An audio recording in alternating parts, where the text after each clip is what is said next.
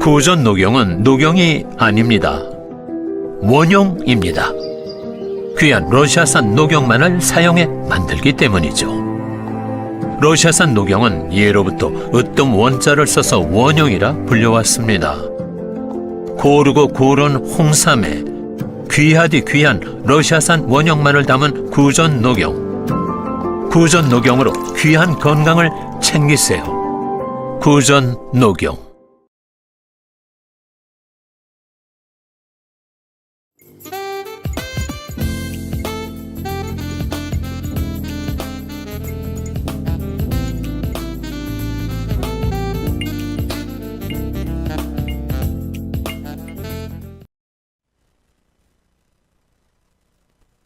네, 시청자 여러분 안녕하세요. 지금 헌재에서는 계속 지금 몇 시간이에요? 아침 10시부터 지금까지 진행되고 있습니다. 저희는 지금 실시간 속보도 켜놓고 그리고 들어왔던 뉴스도 함께 보겠습니다. 오늘 제7차 변론 기일 중에서 여러분은 무엇을 가장 중요하게 보셨습니까? 저는요, 오늘 내용 중에서 누군가는 분명히 거짓말을 하고 있어요. 그 거짓말을 찾아가겠습니다. 근데요, 여러분, 홍장훈 메모는 땡땡땡이가 썼다. 사실 정 변호사님이요 저한테 이거 누가 썼다라고 얘기를 하시는 거예요. 오늘 정 변호사님이 과연 저한테 진실을 이야기하실까요? 자, 인권위에서요 윤석열 대통령 방어권 보장 불구속하라고 나왔습니다. 좋은 소식 맞습니다. 여러 가지 뉴스들 중에서요 일단 1번 뉴스를 봐야 되는데 뭐 소개를 안 했네요. 법무법인회 정준기 변호사님 모시고 오늘도 계속해서 정확한 내용 짚어보겠습니다. 안녕하세요. 네, 안녕하세요. 법무법인회 정준길 변호사이자 네. 또 오늘부터 아시아투데이 그죠? 개건 논설위원이 된 정준길 변호사입니다. 네, 반갑습니다. 축하드립니다. 안녕하세요. 네, 저는 개건 논설위원. 개건 논설위원입니다. 네. 제가 선배입니다. 개건 논설위원. 선배님 안녕하세요. 네, 정준기 변호사님 오늘도 제7차 변론기일이 지금 진행되고 있는데요. 네네. 제7차예요, 7차. 네. 지금까지 되게 빠르게 지금 진행되어 오고 있습니다. 근데 오늘 지금까지 중에서 눈여겨보신 건 뭐가 있습니까? 많은 사람들은 오늘 이상민 장관의 네. 어떤 증언에 관심을 가졌지만 저는 오늘 그 안기부 국정원 그 전함이 제가 기억이 안 나는데 신원식이요? 아니요 신원식은 거기 누구요? 오늘 국정원. 네, 국정원 그 사람 네, 이름이 그분. 뭐죠? 네. 그분의 진술이 저는 되게 관심이 많았습니다. 왜냐하면 이제 그분의 진술의 핵심이 뭐냐?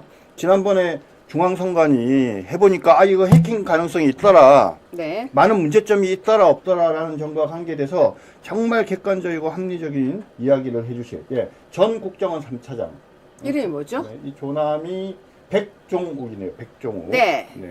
그래서 저분의 진술에 관심이 많았는데 저분 아니나 다를까 이거 좀 문제가 있다. 상당한 문제가 있다라는 취지의 증언을 지금 하고 계신 것 같습니다. 네, 저 기사 잠깐 봅시다. 네, 조금만 올려주시면 업무망, 이제, 선거망 문제 있다. 그렇죠. 네, 역시 중수부 검사 출신 정준길 변호사님 저하고 보는 각이 좀 다르셨습니다. 네. 여러분은 오늘 이 재판 중에서 무엇이 가장 눈여겨보였고 어떤 부분이 오늘 방송 중에 저희가 중점으로 해드렸으면 좋겠는지 댓글 좀 남겨주시면요. 제가 여러분의 댓글을 보면서 바로 따라가겠습니다. 대통령께서 하시는 말씀이 그거예요. 대통령이 부정선거였다라고 적극적이고 강력하게 주장을 하시는 게 아니라 네. 여러 가지 이야기를 들어보니 국민 주권을 실현하는 우리 그 중앙선관위의 이 선거 시스템에 해킹의 위험이 있다. 그래서 공정하게 관리되지 못할 가능성이 있다. 네. 부정이 개입할 여지가 있다. 그래서 이 점을 바로잡을 필요가 있다라는 생각이 들어서 이번에 계엄을 하게 됐다라는 말씀을 하셨어요. 네. 그렇기 때문에 적극적인 선거 부정론자들과 우리 윤석열 대통령께서 하시는 말씀은 조금 이렇게 결의를 달리하는 면이 있는데 네네. 오늘 그 백종욱 전 3차장이 나와서 증언한 내용을 보면 맞습니다. 대통령께서 이번에 계엄을 하게 된 원인으로 말씀하시는 중앙선관위 서버의 해킹 가능성 매우 위험한 상황인 거 맞습니다라는 취지의 현재 증언을 하고 있습니다. 그래서 이 지금 증언이 왜 중요하냐? 현재 윤석열 대통령의 이 지금 탄핵된 사유가 구체적으로는 4가지인데 4번째 사유가 그겁니다. 이번 계엄을 통해서 그 중앙선관위의 서버 등을 압수한 행위, 그것이 위헌적이다. 위헌에 해당하는지 여부에 대한 판단을 하는데 지금 백종욱 전 3차장의 증언은 상당히 윤석열 대통령께 도움이 되는 것 같습니다. 네, 시청자 여러분, 오늘은 제가 방송 시작하기 전에 그냥 조그만 아이의 명복을 좀 빌고 싶습니다. 이름이 하늘이라고 하는 아이입니다. 너무 어린 나이에 하늘로 가버렸습니다. 어떤 미친 여자가 누구든지 같이 죽으려고 했다고 하면서 어린 아이를 무참하게 살해했습니다. 우리 잠시라도 그 아이가 좋은 곳으로 가도록 기도를 해줬으면 좋겠습니다. 정말 너무 마음이 아파서 우리 시청자 여러분이 함께 기도를 해주면 그래도 그 아이 부모도 그 아이도 좋은 곳으로 그 아이가 좋은 곳으로 갈 수 있지 않을까 싶어서 제가 여러분께 잠시 그냥 여러분도 함께 그 하늘이 아이의 명복을 빌어줬으면 좋겠습니다. 맞습니다. 정신적 질환이 있어갖고 한참 쉬었다가 다시 이제 교직으로 돌아왔는데 여전히 그 문제가 해결되지 않으니까 학교 측에서 교육청에 이거 좀 안 될 것 같다. 다시 좀 휴직을 해야 되겠다고 했더니 탁상 공론을 하는 교육청 관계자가 이런 사유로 다시 휴직하는 건 안 돼요. 이러면서 며칠 차일피일 미루면서 시간을 끌다가 그 사이에 지금 이런 안타까운 일들이 벌어진 겁니다. 근데 정 변호사님, 저렇게 또라이, 저렇게 미친 사람은 정말 사회에서 어느 정도 정말 치료시설로 가든지 해야 되는 거 아니에요? 그러니까요. 그래서 그 상황에서 교육청 관계자는 철저하게 저는 감사를 받아야 된다라고 생각을 합니다. 본인은 아마 이렇게 항변할 거예요. 아니, 법에 정해진 대로 규정에 따라 처리했는데 제가 뭘 잘못했습니까? 근데 그 사람이 이야기한 그런 아주 형식적이고 맹목적인 어떤 법에 따른 규정에 따른 어떤 업무 처리가 정말 8살 어린 아이의 생명을 앗아갔습니다. 맞습니다. 맨정신으로 정말 살기 힘든 대한민국을 살고 있습니다. 근데 제가 오늘 되게 충격적인 얘기를 들었는데요. 민주당 사람들이요. 요즘 우리 쪽 사람들이 집회하는 걸 보면 화가 나서 잠이 안 온대요. 왜요? 저것들 미친 것들이 왜 이렇게 많이 모여 이렇게 욕을 한대요. 날씨도 추운데 저것들이 왜 모여 이렇게 욕을 한다는 거예요. 아무튼 그들이 욕을 한다는 건 좋은 것 같습니다. 네, 정 변호사님. 네. 정 변호사님 오늘 그 전한 교수님 천안에서 연설하는 거 잠깐 보셨죠? 네. 근데 정말 잘하시죠? 뭐랄까, 이제 사람마다 뭐 이렇게 견해가 다를 수 있는데 저는 그 우리 전한기 선생님의 연설이 마음에 드는 게 뭐냐면 네. 첫 번째는 화려하지 않잖아요. 네. 그렇죠. 그러니까 목소리를 높여갖고 많은 사람들한테 당신의 뜻을 전달하려고 이렇게 말을 스타커터처럼 탁탁 끊어요. 네. 그죠? 그러면서 말을 하는데 뭐 아주 막 웅장하고 아주 화려한 연설은 아닌데 그러다 보니까 사람들에게 이야기하고자 하는 바가 정확하게 전달되는 것 같아요. 정 변호사님은 지금 만약에 정 변호사님한테 마이크를 주면서 네. 요즘 시국에 대해서 연설을 해달라면 짧게 포인트가 뭘 얘기하고 싶으세요? 이제는 행동할 때다. 아, 정 변호사님이 네네. 이제는 행동할 때다. 그렇죠. 저는 오히려 이런 얘기를 할 것 같아요. 제가 지금 마이크를 잡고 만약 네. 여러분들 앞에, 그러니까 이 방송 말고 연단에 선다면 전 이 얘기를 할 것 같아요. 2017년 유여해가 왜 대한민국에서 나와서 태극기를 들었는지 여러분들은 지금 이해를 하고 계셔서 정말 감사드립니다. 전 이 얘기를 할 것 같아요. 그런. 여러분이 샤이 보수일 때 저는 샤우팅 보수였습니다. 미쳤다고 해도 돌았다고 해도 제가 왜 그렇게 외쳤냐면요. 이렇게 저는 얘기를 할 것 같아요. 근데 저는 그 샤우팅 보수라는 그 네. 말을 누가 만들어냈는지 모르겠는데 너무너무 마음에 들어요. 근데 저는 단장님 기억 안 나세요? 제가 옛날에 연설할 때 뭐라고 했냐면요. 이제는 외치는 보수가 되십시오. 이제는 소리 내십시오. 그랬거든요. 근데 외치는 거는 행동하는 거예요. 그러니까 제가 말씀드린 것처럼 이제는 행동할 때다라는 이야기와 같은 맥락인 것 같은데요. 네, 맞습니다. 여러분, 그래서 이제는 우리 모두가 샤우팅 보수가 되어가고 있습니다. 샤이 보수가 아니에요. 부끄럽지 않아요. 내가 보수라고 하는 게 너무 자랑스럽습니다. 샤이가 아닌 샤우팅입니다. 자, 1번 보겠습니다. 윤석열 대통령이 바로 우리를 불러냈습니다. 오늘도 윤석열 대통령은요, 말씀을 너무너무 잘하세요. 저는 윤석열 대통령이 이렇게 말 잘하는지 몰랐습니다. 웬만한 변호사하고 비교가 안 됩니다. 이런 걸 보고 얘기하죠. 변호사 점점 먹는다. 왜냐? 윤석열 대통령이요, 검찰 출신, 검찰총장 출신 맞습니다. 자, 정 변호사님, 저 표현 한번 보세요. 근데 윤석열 대통령도 법률가잖아요. 네. 사실은 요번에 헌법재판소에서 매우 잘못 결정한 게 하나 있어요. 뭐예요? 당사자는 발언하지 마세요. 변호사만 발언하세요 이렇게 얘기했잖아요. 네. 근데 왜 그런 얘기를 할 수 있는지 아세요? 왜요? 헌법재판소는요 변호사 강제주의를 채택하고 있어요. 이게 뭐예요? 변호사가 아니면 재판을 진행할 수가 없어. 변호사가 없으면. 뭐예요, 그러면은? 그러니까 당사자가 직접 얘기하는 게 아니라 변호사가 있어야만 되는 거예요. 네. 그런데 예외적으로 변호사가 없어도 헌법재판 할 수 있는 사람이 있습니다. 네. 변호사 자격이 있는 사람. 그러면은. 그러니까 윤석열 대통령은요, 변호사 자격이 있는 사람이에요. 만약에 옛날에 박근혜 대통령이 저 자리에 갔다면 박근혜 대통령은 발언 못해요? 그렇죠. 박근혜 뭐예요? 대통령 발언 못하죠. 무슨 왜냐하면 그렇게. 변호사 강제주의니까. 아니, 무슨 그렇게 변호사만 말할 수 있게 하는 게 있어요? 법률심이고 헌법에 관한 재판이기 때문에 그렇게 만들어 놓은 건데. 아니, 그건 너무너무 변호사들 우선주의 아니에요? 근데 아무튼 이 사건에 있어서는 윤석열 대통령이 발언을 할 수 있는데 발언을 막아버린 거는 제가 보기에 잘못됐다고 보는데, 근데 또 윤석열 대통령께서 허허 웃으시면서 그래 나 말 안 해 이러지만 또 필요할 때가 되면 잠깐 내가 한 말씀 그러면서 너무 유효적절하게 말씀을 근데 하시니까. 저는요, 저 말이 너무 좋아요. 여러 기간 달려들어 중구난방 조사, 기록 혼재. 딱 저 말이 워딩이 다 들어있잖아요. 저게 무슨 말이냐면 이 네. 얘기예요. 그러니까 어떤 A라는 사람을 조사하는데 경찰도 조사하고 검찰도 조사하고 공수처도 조사를 해. 그럼 그 사람이 가서 세 군데 가서 조사받으면서 한결같이 일관되게 똑같이 진술을 하겠냐고요. 여기서는 A라고 얘기하고 저기서는 B라고 얘기하고 저기서는 C라고 진술한다는 거예요. 그러니까 헌법재판소에서 야 저기 검찰이나 공수처에서 했던 조서는 다 증거로 채택할 거야. 그러니까 픽 웃으면서 뭐라고 얘기하는 거예요. 아니 공수처 조서랑 검찰 조서를 비교해 보세요. 내용이 달라요. 그럼 어느 거 채택할 건데 도대체?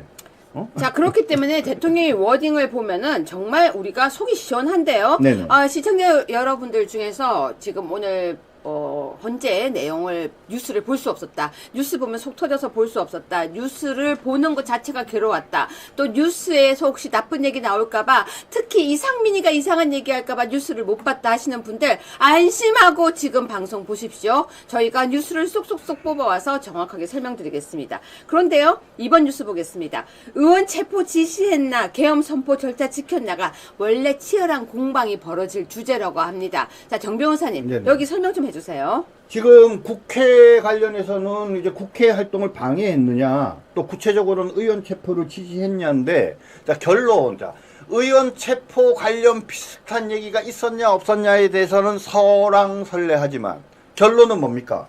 그 어느 민주당 국회의원 한 명도 내가 체포당할 뻔했다라고 하는 사람은 아무도 없어요. 근데 오늘요, 이재명이 이상한 소리 했어요. 뭐라고 했습니까? 풀숲에 숨었대요. 조금 이따가 여러분 그 뉴스 보여드릴게요. 이제는 아주 개그를 합니다. 그렇죠. 그러니까 아무도 걔네들 체포하려고 한 사람이 없는데 왜 숨어요? 아니, 그리고 우원식이 담장 타고 넘어가는데 무슨 누가 체포를 해요? 체포를 하는데 담장 타고 넘어갑니까? 개구멍으로 그러니까 들어가야지. 지금 여러분. 우리가 얘기하는 여러 가지 지금 또 언론에 나온 얘기부터 요번에 헌법재판소에서도 진행된 얘기 중에 뭐 싹 다 잡아들여 뭐 어쩌고 저쩌고 하는 이런 얘기들이 코미디인 이유가 뭐냐면, 아니 그래서 잡아들인 사람이 있냐고요.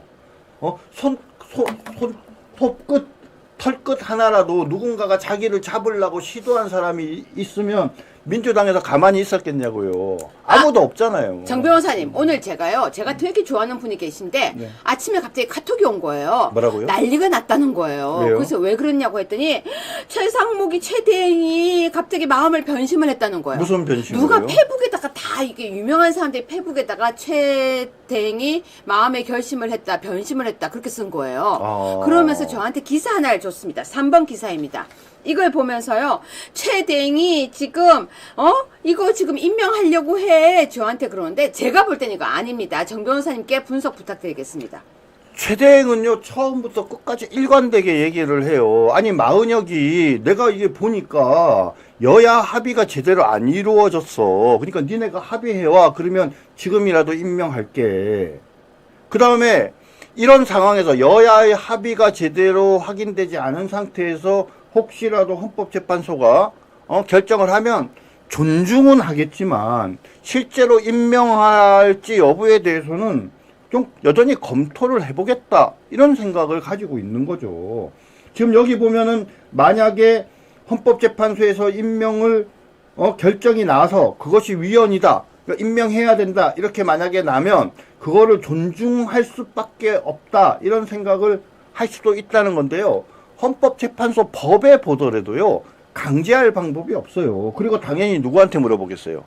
제가 보기엔 법제처장한테 물어볼 거예요. 자, 그런데 정 변호사님. 요 얘기 좀 더 할게요. 말씀하세요. 법제처장이 누구예요? 누구예요? 이완규 우리 변호사님이시잖아요. 네네. 이완규 변호사님만큼 뭡니까? 이 법리에 해박한 사람이 대한민국에 없어요. 대한민국 최고거든요. 근데 이분이 뭐라고 얘기하실 거예요? 뻔해요. 응? 그런 결정이 나더라도 반드시 따라야 될 의무가 있는 것은 아닙니다. 따르지 않으셔도 됩니다. 이렇게 얘기할 거거든요. 네. 근데 그럼 조언을 받은 최상목이 아이 헌법재판소에서 임명을 했으니까 내가 임명하겠다 이렇게 나설 것 같아요? 전 아니라고 봅니다. 제가 이 페이스북을 쓴 정치인들 누구라고 이야기는 하지 않겠습니다. 말 많은 전직 의원들입니다. 페이스북에 최상목이 드디어 임명 이러면서 페이스북을 쓰고 흑흑흑 최상목이 마은혁을 임명한다고 해서 사람들 불안하게 만드는데요. 아닙니다. 이 기사 보고 저한테 오늘 연락 많이 왔고요. 그 페이스북을 보고 사람들이 불안감에 연락이 오는데 시종일관 똑같은 얘기예요. 근데 현재의 상황으로 보면요. 마은혁 네. 사건은 각하될 가능성이 많아요. 그렇죠. 네네. 왜 각하될 가능성이 많으냐? 네. 재판을 하는 과정에서 우리가 별로 안 좋아하는 문영배가 네. 국회에다가 이런 얘기를 했어요. 국회가 뭐라고 얘기했냐면 재판부에서 만약에 필요하다고 하면 권한쟁의 심판 청구의 흠결을 보완할 수 있는 기회를 주셨으면 좋겠습니다. 이렇게 얘기했어요. 말이 네. 어려운데 이게 무슨 말이냐면 혹시 국회의 의결을 거치지 아니하고 권한쟁의 심판을 한 것이 혹시 다 문제가 된다라고 재판부가 보신다면 우리가 다시 의결해서 올게요. 이렇게 얘기한 거예요. 네. 그러니까는 문흥대 형배가 뭐라고 얘기했냐면 그럼 너희 언제쯤 개회할 수 있어? 응? 그러니까 한 2주 정도 걸려요. 그랬더니 그러면 그거 낼 수 있으면 내세요. 이렇게 얘기했어요. 네. 자, 그러면서 그 다음에 어떻게 했어요? 보통 선고기를 정하잖아요. 그렇죠. 안 정했어요. 그럼 그 무슨 의미예요? 이건 무슨 말이냐면 너희가 내면 우리가 그걸 증거로 받아줄게 이 얘기예요. 네. 그래서 이게 좋은 의미도 있고 나쁜 의미도 있는데 이게 무슨 말이에요? 니네가 지금 그거 안 내면 내가 각하할 수밖에 없어. 이 얘기인 거죠. 자, 지금 여러분 잘 들었죠? 니네가 이거 안 내면, 자, 4번 뉴스예요. 니네가 이거 안 내면 우리가 각할 수밖에 없어요. 네. 제가 오늘 아침에 저한테 연락 오셨던 분들이 전직 여자, 남자 의원들의 페이스북이었어요. 페이스북에요. 그렇게 불안하게 쓰지 마십시오. 국민들 보고 불안해서 스트레스 받고 정말 밥도 못 먹습니다. 아닙니다. 최 대행은 시종일관 똑같은 얘기입니다. 그리고 최 대행이 임명한다고 한 거 아닙니다. 이 기사가 그런 내용 아닙니다. 정 변호사님, 이렇게 정말 어그로 끌기 위해서 기사가 아니라 페이스북을 써서 우리 국민들을 불안하게 하면 안 되잖아요. 아니 모르면 물어봐야죠. 잘 알지도 못하면서 그 엉뚱한 소리 해가지고 사람들 불안하게 하면 안 되죠. 네, 불안하지 마십시오. 유여회의 적반하장에서 여러분에게 팩트 체크해드렸습니다. 마은혁의 이 기사는 오히려 우리를 이간질하려고 하는 기사일 수 있습니다. 특히 여러분 주의해서 보셔야 되는 기사 있습니다. 뭐냐면요, 고위 관계자에 따르면, 측근에 따르면, 아니면 그 내부 관계자에 따르면, 그거 다 정 변호사님이 가짜뉴스죠? 아이, 그럼요. 여러분 대놓고 얘기해요. 정준길이 말한다, 유여회가 말한다, 그것만이 진짜예요. 여권 관계자가 말한다라는 얘기는요, 지나가는 구름이 저에게 속삭였어요라고 얘기하는 거랑 거의 같은 수준 얘기예요. 여러분 가짜뉴스에 속지 마십시오. 정확하게 누가 말했는지 있을 때 그것이 진짜 뉴스입니다. 특히 그 한동훈 생각이 갑자기 나네. 한동훈한테요, 야, 너 체포하려고 한대라고 얘기한 사람 밝히라니까요. 오늘 우리가 이야기 들었지만 그건 나중에 합시다, 정 변호사님. 당연하죠. 자, 5번 뉴스입니다. 네네. 자, 여러분 우리 김문수 장관님 박수 한번. 제가 김문수 장관님을 이렇게 응원하다니. 아까 제가 문자를 넣었어요. 그러니까 답장이 하나 왔습니다. 뭐라고 왔습니까? 하트. 아니 김문수 장관님이 하트를 보내요. 저한테 하트 보냈다니까요. 하트 몇 개예요? 한 개예요. 네. 여러 개는 아니에요. 소개해 주세요. 네. 오늘 그 당정협의회에 참석을 했더니 이제 기자들이 관심을 가지고 김문수 장관한테 여러 가지를 물어봤습니다. 그렇죠? 방상수출 이렇게 중요한데 그런데 지금 뭐 총리도 없고 장관도 없고 이거 어떡하냐, 빨리 돌아와야지 나라를 정상적으로 해야 된다 이런 얘기를 하셨습니다. 네. 정말 맞는 말이죠. 네. 그쵸. 그러니까 그러면서 뭐라고 얘기를 했습니까? 제일 중요한 건 윤 대통령 복귀가 제일 중요하다. 맞는 얘기 아니에요? 그렇게 얘기했습니다. 자, 여러분, 김문수 장관님이 제일 좋은 건 윤 대통령 복귀다. 공감하시면 하트. 자, 방금 댓글에서요. 댓글에서 뭐라고 하냐면요. 잠깐만. 3번. 최대행 여당 요구와 반대로 간 아까 조선일보 기사죠. 조선일보 기사 한 번만 더 띄워주세요. 3번. 여러분, 조선일보 기사 나온 거 맞아요? 근데 제가 여러분한테 이렇게 질문할게요. 믿어요? 믿냐고요? 자, 이 내용 보면요. 여권 관계, 고위 관계자에 따르면 이렇게 얘기하고 있습니다. 그러니까 저게 뭐가 틀렸냐면요. 마은혁 보류는 위헌이라는 판결은요. 지금 선고될 가능성이 없어요. 근데 여러분, 저기 봐봐요. 정부 고위 관계자는 정 변호사님, 정부 고위 관계자가 한두 명입니까? 그러니까요. 여러분, 저 기사를 믿으면요. 그러니까 최대행이 볼 때 국민들이 막 자기를 욕하면 열받겠죠. 저 기사 보고 욕하라고 만든 기사예요. 낚이셨습니다. 여러분, 낚이지 마십시오. 정부 고위 관계자 이런 거 뉴스에 낚이지 마십시오. 자, 계속하겠습니다. 6번입니다. 인권위. 제가 여러분에게 방송에서 이야기했습니다. 인권위를 믿어야 한다. 특히 안창호인가요? 네. 그분을 믿자. 정 변호사님 소개해 주세요. 안창호, 김용원, 그리고 한석훈 교수님, 그 다음에 이충재 상임위원, 이한별, 강정혜. 이 자랑스러운 분들 이름을 여러분들께 다시 한번 읽어드리겠습니다. 안창호 위원장, 김용원 상임위원, 이충재 상임위원, 한석훈 비상임위원, 이한별 비상임위원, 강정혜 비상임위원, 이렇게 6명입니다. 자, 그래서 윤석열 대통령 방어권 수정 의결됐네요. 네, 의결됐습니다. 그래서 네. 뭐 여러 가지 얘기가 있지만 핵심은 그거예요. 대통령이기 이전에 국민의 한 사람인 윤석열 대통령을 불구속 수사하라. 그리고 탄핵 심판 방어권을 보장하라. 이 얘기입니다. 맞는 말 아닙니까? 그죠? 대통령이라는 이유로 탄핵 심판을 하는데 이렇게 졸속으로 2개월 만에 하면 안 돼요. 누군가 최근에 이런 얘기를 하더라고요. 아니 2개월 만에 선고를 했는데 나중에 보니까 내란죄고 뭐고 다 무죄야. 그러면 이거 돌이킬 수 있습니까? 이미 대통령 뽑아놨는데? 저희가 이 방송에서 처음부터 했던 얘기예요. 그렇기 때문에 신중하게 가야 된다라고 얘기를 했는데 최근에 어떤 교수님이 다시 그 얘기를 하시더란 말입니다. 그죠? 그러니까 탄핵 심판 방어권을 철저하게 보장해 주는 건 너무나도 당연한 거고요. 그리고 재판의 원칙이 불구속 재판이니까 불구속 수사이니까 또 너무나도 당연히 불구속 재판, 불구속 수사하라고 하는 게 당연한 거 아닙니까, 여러분? 그런데요, 제가 아까 기사를 봤었는데, 인권이 아까 탄핵하자고 했는데, 여기 있다. 31번 뉴스요. 여러분, 제가 이건 대놓고 얘기할게요. 이거는 크레이지예요. 미친 거예요. 인권위 탄핵법! 정 변호사님 소개 좀 해주세요. 저게 뭔지 아세요? 뭐예요? 인권위원장이나 인권위원은 탄핵 대상이 아니에요. 아니, 그걸 떠나서 인권위를 탄핵한다는 게 말도 안 되잖아요. 그러니까 제가 말씀드렸잖아요. 이 좌파들이 얼마나 정말 사실은 이율배반적인 자들이냐면 네. 그들이 대학 시절에 정의와 실질적 법치를 이야기를 하면서 네. 그렇죠?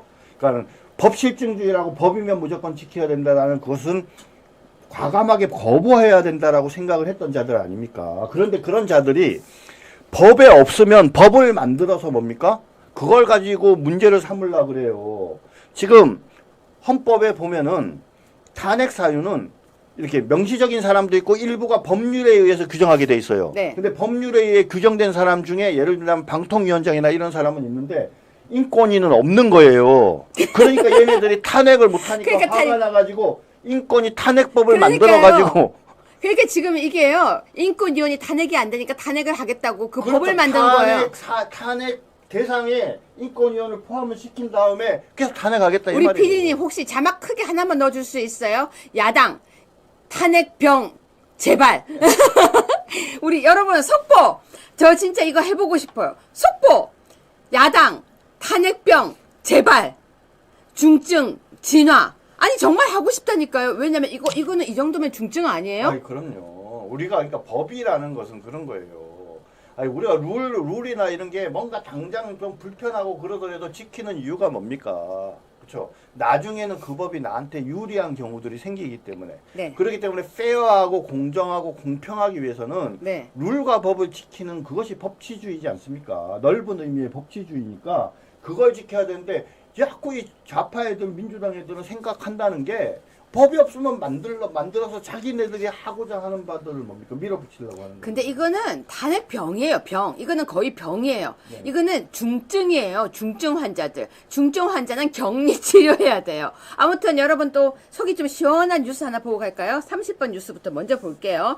진짜 속 시원했어요. 저는 이게 오늘 최고의 하이라이트였어요. 제가 뽑았던. 정 변호사님, 이거 소개 좀 해주세요. 네.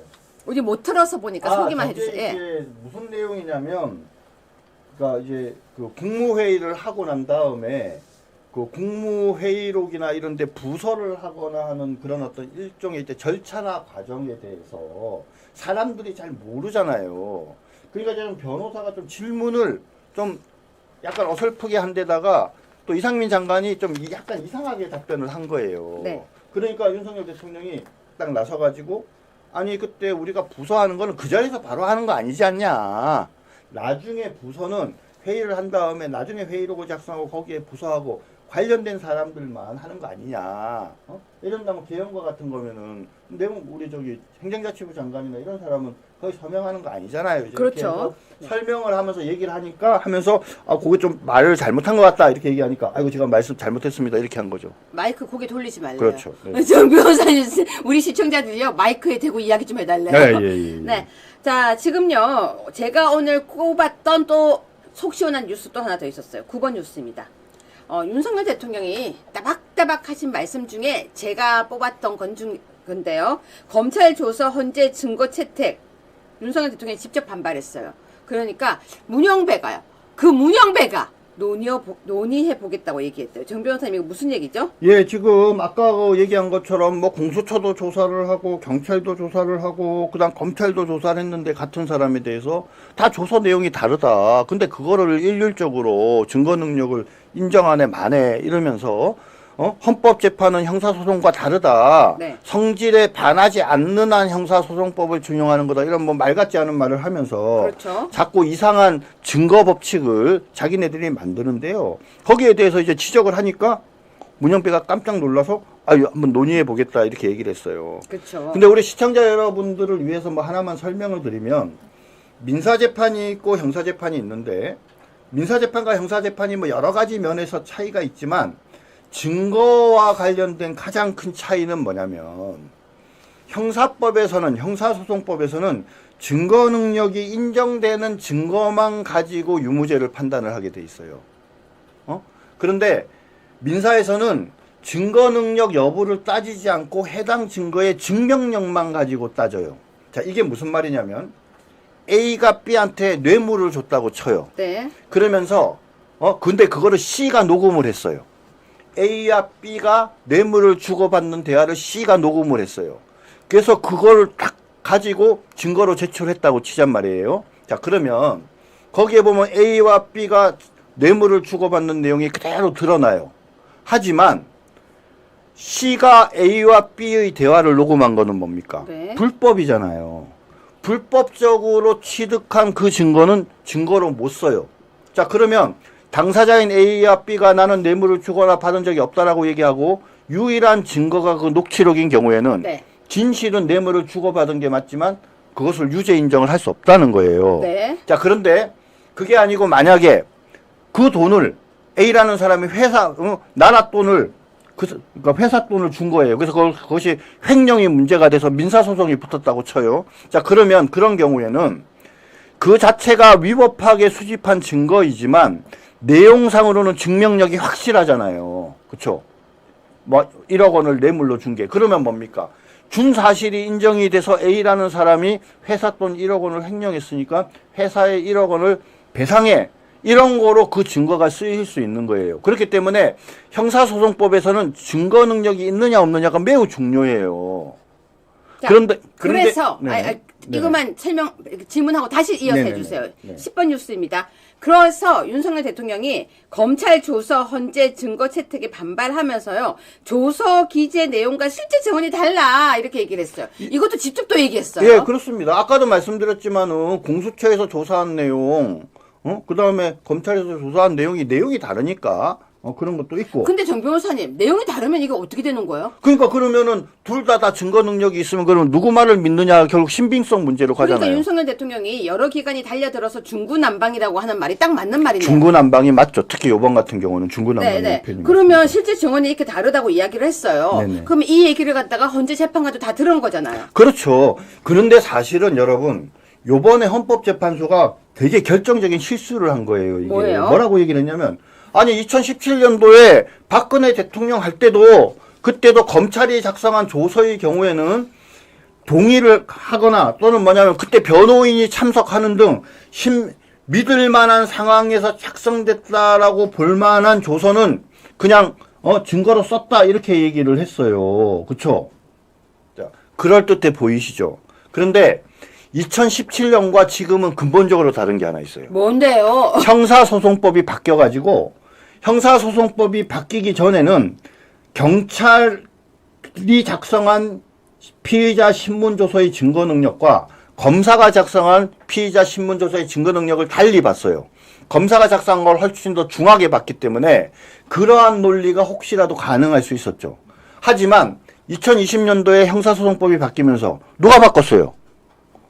민주당 애들이 바꿨다니까. 검찰 뭐 더 이상 존중해 줄 수 없다. 그래서 민주당 애들이 바꾸면서 그러면서 경찰 조서랑 똑같이 돼버렸어요. 그렇기 때문에 경찰 조서와 검찰 조서가 전부 다 뭡니까? 관련자가 법정에 가서 나 이거 증거로 하는데 동의하지 못해요 하면 증거로 못 쓰게 바뀌었어요.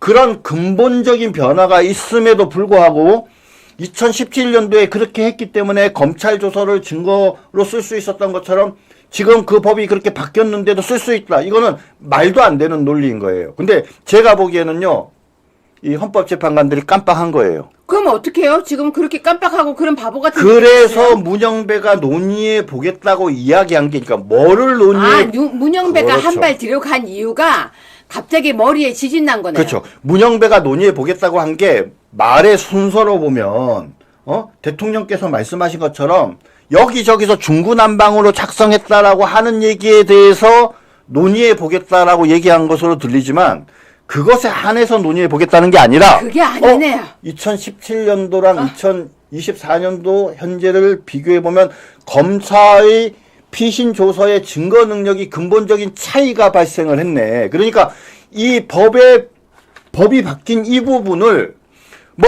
아무 상관없어 이렇게 이야기하기엔 처음에 네. 이렇게 얘기했거든요. 근데 곰곰이 생각해 보니까 이게 문제될 소지가 있으니까 논의해 보겠다고 이야기한 거라고 저는 생각합니다. 근데 윤 대통령 이렇게 똑똑하세요? 네? 어떻게 이걸 다 알아요? 아, 윤석열 대통령이요. 아니 그게 아니라 다른 변호사들은 오히려 이러고 있는데 윤 대통령이 더 특히 제가 되게 재밌게 봤던 관전 포인트는요.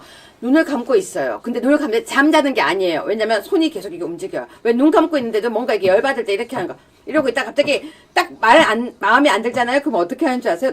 딱 눈을 떠요. 근데 이상하게 전 그게 되게 재밌더라고요. 그렇죠. 그러니까 뭐 대통령께서 2017년 당시에는 그 검사 그거는 증거 능력을 인정해야 된다라고 뭐 얘기했네 어쨌느냐고 막 말을 하는데요. 네. 그 전후 사정을 얘기하면 지금 상황이랑 전혀 다른 얘기예요. 이제 알았어요. 정 변호사님.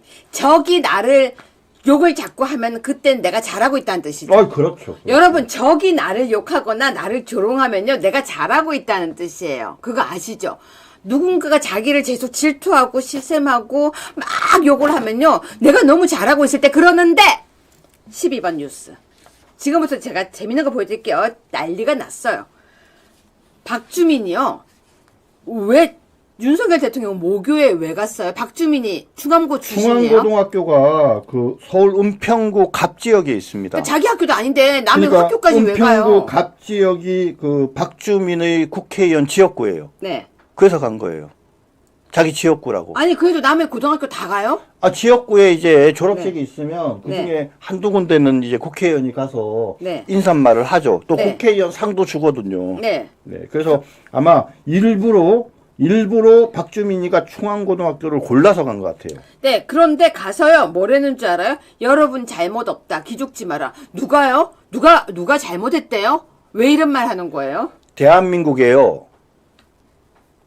충암고 지금 학교 요번에 졸업하거나 충암고를 다니는 애들이 그 학생들이 잘못했다라고 얘기를 하는 사람은 아무도 없어요. 그러니까 그리고 지가 말한 거예요. 그렇게 해서 얘네들이 기죽은 이유도 없고 기죽을 일도 없어요. 그런데 가가지고 지가 왜 이런 얘기를 해요? 좌파들이 걔네들을 막 뭐라 그러나 보죠? 그런 얘기죠. 그러니까 얘네들이 오히려 뭐냐면 윤석열 대통령이 나온 충암고 애들은 뭡니까? 전부 다 몹쓸 애들이야. 이렇게 혹시 얘기를 하나요? 지네들이? 자, 그런데 박주민이 한 걸 떠나서 13번 보세요. 야당의 연수원장이래요, 이번에는. 서부지법 옹호 청년에게 외로운 늑대들 말라 비틀어지게 만들어요. 이것도 뭔 소리래요? 아니, 무슨 외로운 늑대는 누구고 말라 비틀어지기를 만든다는 건 또 이게 무슨 화법입니까? 그러게요. 박구용 교육연수원장이라고 하는 사람인데, 뭐, 나름대로 뭐, 이렇게, 1990년대생 이후의 사람들이 세대에 대한 뭐, 나름대로의 분석을 한 것 같은데, 그쵸? 상황을 못 돌아가서 민주주의 훈련이 안 된 그런 어떤 사람들이 자유란 이름으로 민주주의를 파괴한다라고 얘기하면서 그들을 외로운 늑대들이다. 이런 식으로 아주 네이밍을 해버리고 있어요. 근데 외로운 늑대인데 말라 비틀어지게 한대요. 예. 그러니까 외로운 늑대들 굶어 죽여야 된다. 이런 얘기인 거죠. 아우, 너무너무 잔인한 얘기예요. 아니, 그러니까 표현이 되게 독하고 잔인하고 징그럽게 해요. 그러니까 외로운 늑대들이 그러면 잘 훈육할 생각을 해야 되잖아요. 어린애들인데 아직 20대 30대면 아직도 개가천선의 가능성이 있고 아직도 사상이나 가치관들이 덜 이렇게 확정된 친구들 아닙니까? 그럼 잘 가르칠 생각을 해야지.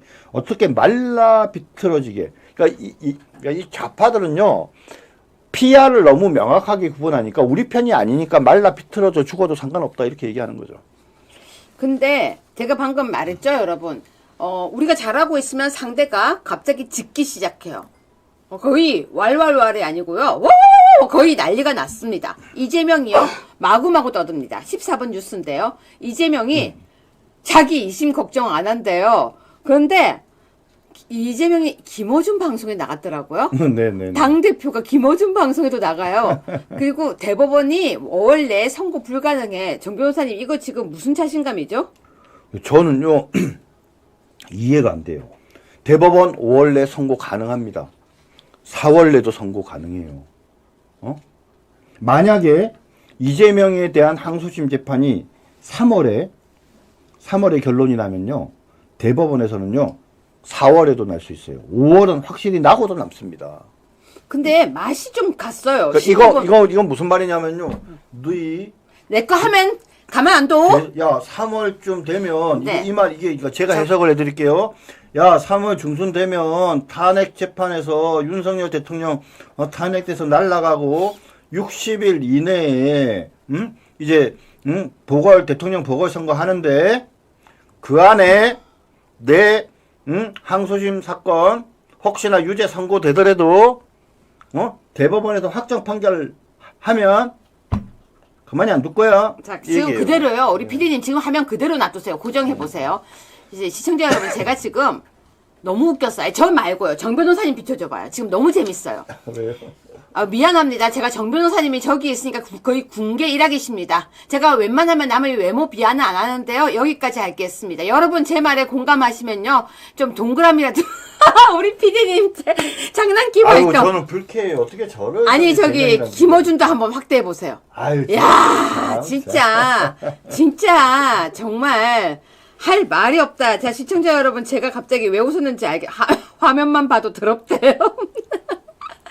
그런데 지금요, 이재명이요, 국민 상식에 어긋난 법원 결론이 적대요. 근데 제가 왜 웃냐면요, 여러분, 이재명이 국민 상식에 어긋난 법원 결론 적은데 자기 옆에 충직했던 자기 옆에 사람 구속 안 됐어요. 그러니까 김용희가 징역 5년 선고받고 네. 법정 구속된 게 국민의 상식에 어긋나지 않은 결론이고요. 본인한테 1심에서 공직선거법 위반 집행유예 선고한 그 사건이 상식에 어긋나지 않은 법원의 결론인 거예요. 그런데 25번 뉴스 보세요. 이재명이 급하다니까요. 갑자기 주 50시간 예외 검토, 주 4일제와 양립 가능. 이재명이요, 갑자기 주 4일제를 주장해요, 정 변호사님. 네네. 근데 왜 갑자기 주 4일제 시리즈죠? 주 4일제는 사실은 좌파들이 지금까지 많이들 주장했던 내용들이기도 해요. 네.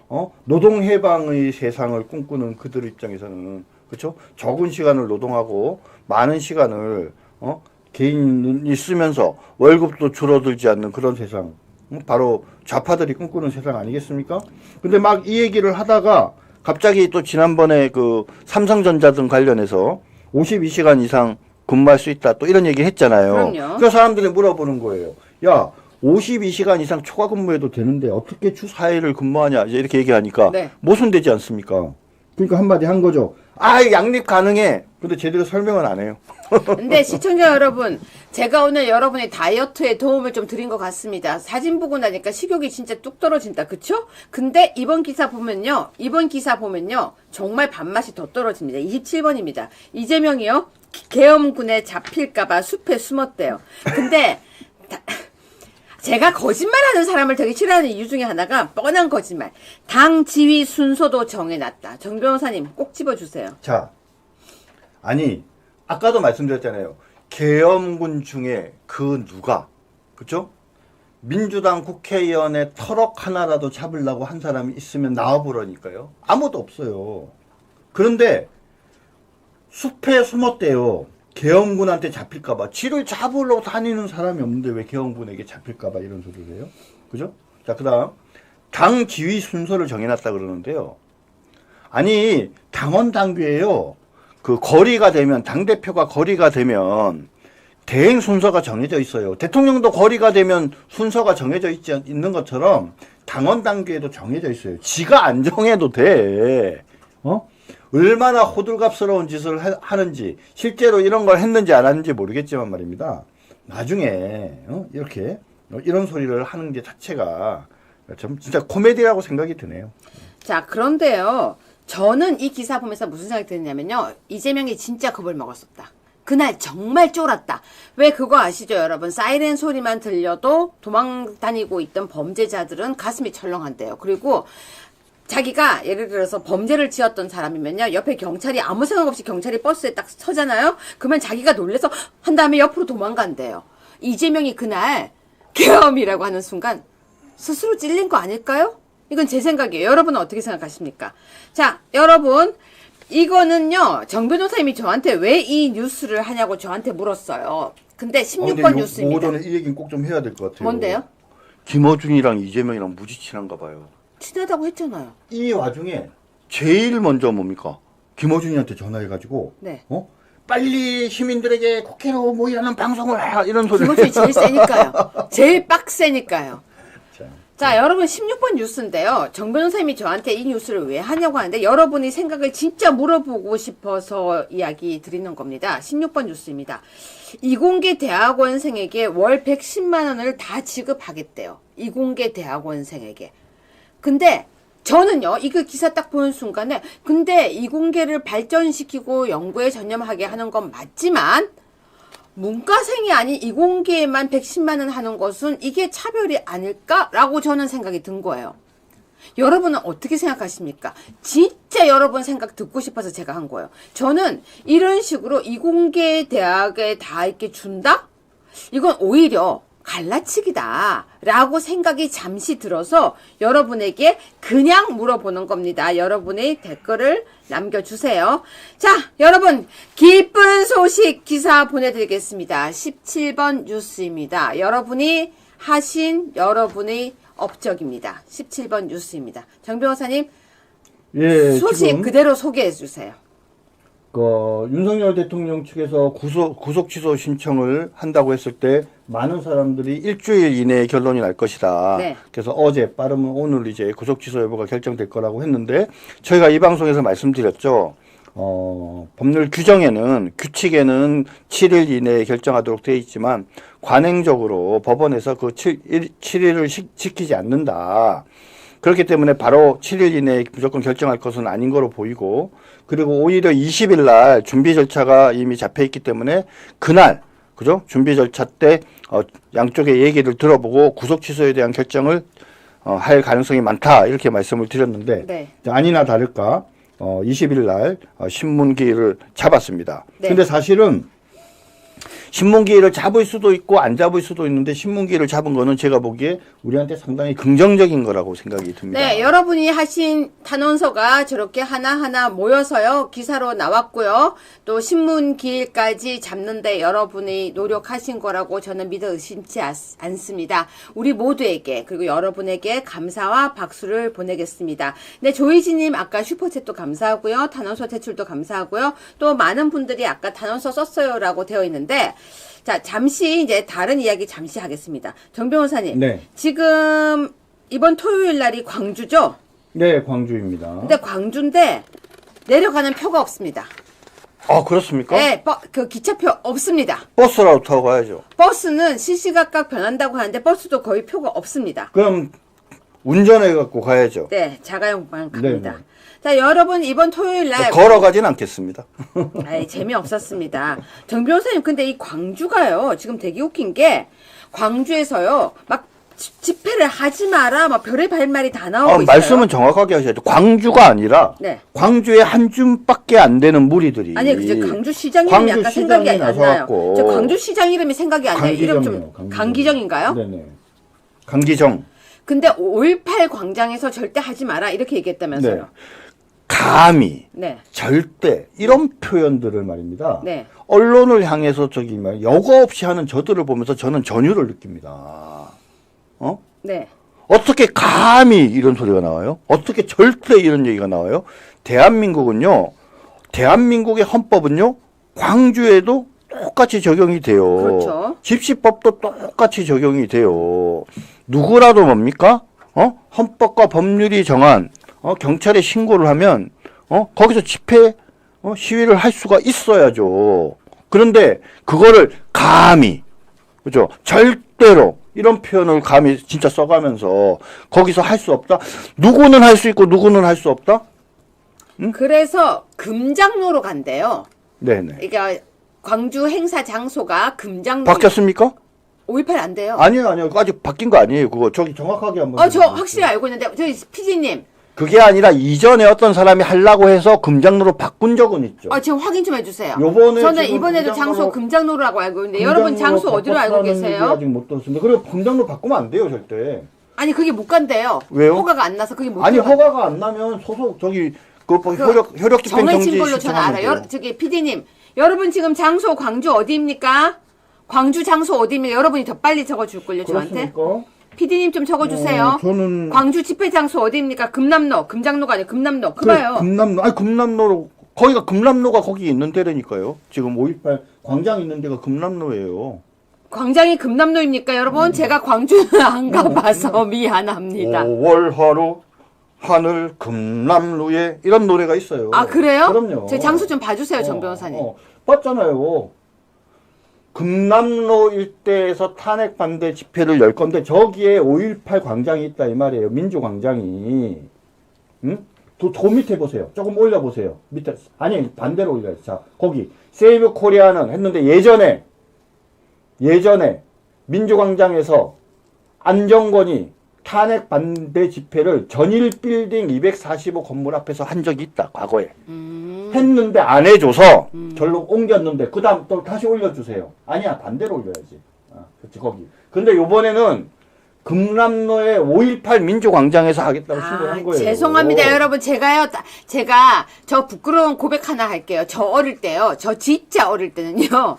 그러니까 아마 정 변호사님도 그거 아실걸요? 지금 경상도 부산 쪽에 살 때는요. 광주 가면 안 되는 줄 알던 어린 시절도 있었어요. 저 초등학교 1학년, 2학년 다닐 때는요. 어떤 애가 만약에 우리 어디 광주 놀러 간다면 거기 가도 되나? 너가 거기 가도 되나? 이랬었어요. 진짜 저 초등학교 1학년 때.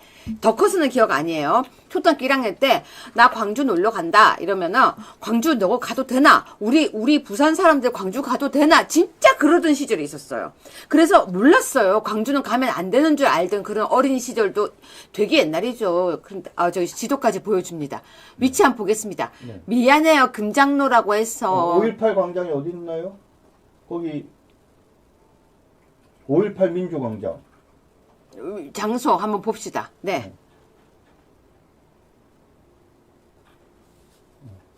거기. 이제 바로 근처죠. 맞죠? 그죠? 여러분 광주 가는 게 무섭다고 했죠? 옛날에. 저는 아기 때 그렇게 들었었어요. 커서 말고요. 커서는 아니죠. 네. 그래서 저곳에서 집회를 하는 것은 정말 큰 의미가 있습니다. 우리 그 광주 시민들이 어떻게 이제 보면 알겠어요. 광장은 불어고 도로는 허락. 이제 알았어요. 죄송합니다. 제가 이 부분을 제대로 팩트체크 못하고 아까 금장로라고 혼자서 외우고 근데 들어온 거예요. 거듭 말씀드리지만 네. 광장을 불허했지만 네. 그럼에도 불구하고 저는 아마 변호사를 통해서 저 부분에 대해서 그 결정에 대해서 효력 정지 아마 신청이 들어갔을 걸로 예상을 합니다. 그래서 네. 최종적인 결론은 하루 이틀 더 지나봐야 한다. 알겠습니다. 광주의 판사들이 적어도 상식적인 판사들이라고 한다면은 이번에 그 강기정이가 절대 거기서는 어디 감히 하는 5.18 민주광장에서 우리 그 세이브 코리아가 하고자 하는 그 집회 시위가 반드시 이루어질 수 있도록 허가를 할 거라고 저는 확신합니다. 네, 여러분 욕할 준비 되셨습니까? 여러분이 오늘 저녁에 아까 두 사람 얼굴을 보고 식사 입맛이 떨어졌다고 하는데요. 여러분 입맛을 확실히 보내드리겠습니다. 확실히 보내드리겠습니다. 28번입니다. 28번. 확실하게 입맛으로 오늘 딱 보내드리겠습니다. 내일까지 식사하지 마십시오. 소개해주세요, 정 변호사님. 유승민 이 사람은 뭐 했을까요? 뭐에 쓰지 마세요. 왜 쓰려고 생각하십니까? 자, 들어보세요. 이재명과 윤석열 대통령은 데칼코마니이다. 12월 3일 밤 내란 시도는 실패다. 지금은 내전 상황이다. 이건 민주당 애들이 하는 소리 아니에요? 그러면서 국민의힘 현역 정치인들 옥중 정치 통로 이용 당해 안타깝다.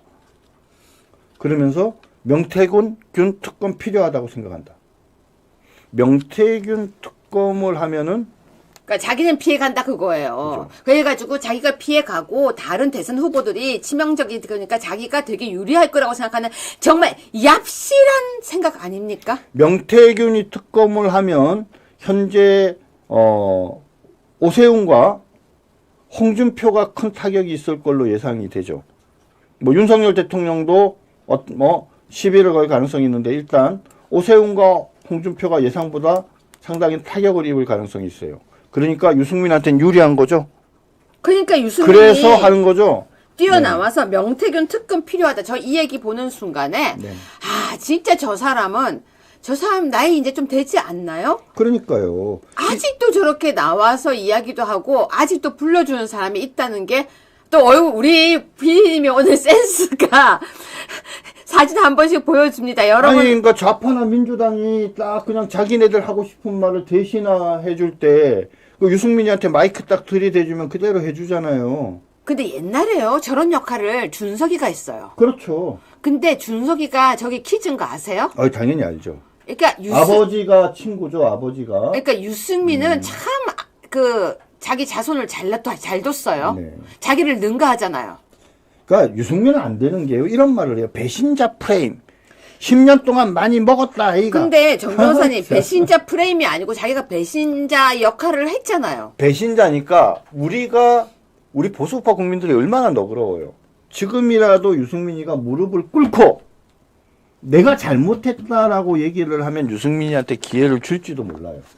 그런데 유승민이가 단 한 번도 본인이 배신자로서 잘못한 부분에 대해서 사과하거나 반성한 적이 없다니까요. 지금도 자기가 잘했다라고 얘기를 하고 있어요. 아니 덜 먹었어요, 유승민이. 더 먹어야 됩니다. 자, 그런데 여러분 오늘 제가 강제 다이어트라고 했죠. 29번 뉴스입니다. 누가 더 마음에 안 드십니까? 글쎄요. 저 얘기 좀 해주세요. 이 김종인 대표님 이제 연세도 그렇고 건강도 좀 생각하셔야죠. 저 길 가다가 넘어지거나 그러지 마시고 이제 공적인 이런 이야기 그만하셨으면 좋겠네요. 네. 근데 저 얘기가 뭡니까? 윤석열 대통령 국가 위기라고 하는 거 본인 상상 속 얘기다. 보수 결집은 착각이다. 그건 뭐예요? 여러분 지금 우리가 결집한 게 아니고 뭡니까? 그러니까 말입니다. 지금 김종인이 보기에는 윤석열 대통령이 한 이야기가 상상 속에 나오는 얘기고 현실과는 거리가 맞지 않는다. 이렇게 얘기를 하면 윤석열 대통령의 얘기를 막 듣고 야 이게 계몽령이다라고 얘기하면서 이 엄동설안에 태극기 들고 나오는 사람들은 뭐예요 도대체? 바보예요? 자, 그래서 두 사람 욕을 했고요. 참, 제가 오늘 이 뉴스를 꼭 하려고 기다리고 있었습니다. 어디 갔지? 김용현의 변호인이 24번입니다. 검찰 상대로 소송을 했습니다. 네네. 수사 기록 불법 송부, 의미 있는 기사입니다.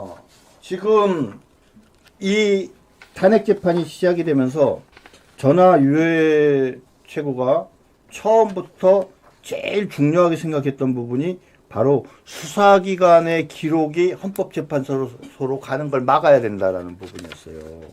그래서 사실은 제가 유채고랑 상의를 해서 윤 대통령 변호인들한테 헌법재판소가 수사기관에 그러한 자료 요청을 못하도록 금지하는 가처분을 법원에 내야 한다. 그 다음 각 수사기관이 그런 자료를 헌법재판소에 내지 못하게 금지하는 가처분 신청을 법원에 내야 한다. 라고 사실은 이야기를 했었어요. 행정소송을 해야 된다라고. 그랬는데 이런저런 이유로 그게 지나가면서 지금 수사기록이 넘어왔는데 왜 이 수사기록이 불법인지 여부에 대해서는 말씀드렸잖아요. 32조에 보면은 수사나 재판 중인 기록이 헌법재판소에 현출되면 안 돼요. 왜 현출되면 안 되는지에 대해서도 분명하게 그 이유가 설명돼 있어요. 수사기관의 수사기록은 유죄를 기소를 전제로 수사를 한 내용이기 때문에 그렇기 때문에 뭡니까? 헌법재판소 재판관한테 선입견을 줄 수 있다. 그래서 그런 자료들이 헌법재판에 가서는 안 된다라고 너무나도 명확하게 이 32조 단서를 왜 만들었는지가 입법 취지가 있어요. 그런데도 이거를 지금 가게 한 것은 하면 안 되는데 지금 억지로 받았잖아요. 그런 다음에 지금 뭔 짓을 해요? 증거 능력과 관련해서 헌법재판소와 형사재판은 다르다 이러면서 지네 마음대로 막 증거 능력을 막 부여하면서 증거로 쓰려고 하잖아요.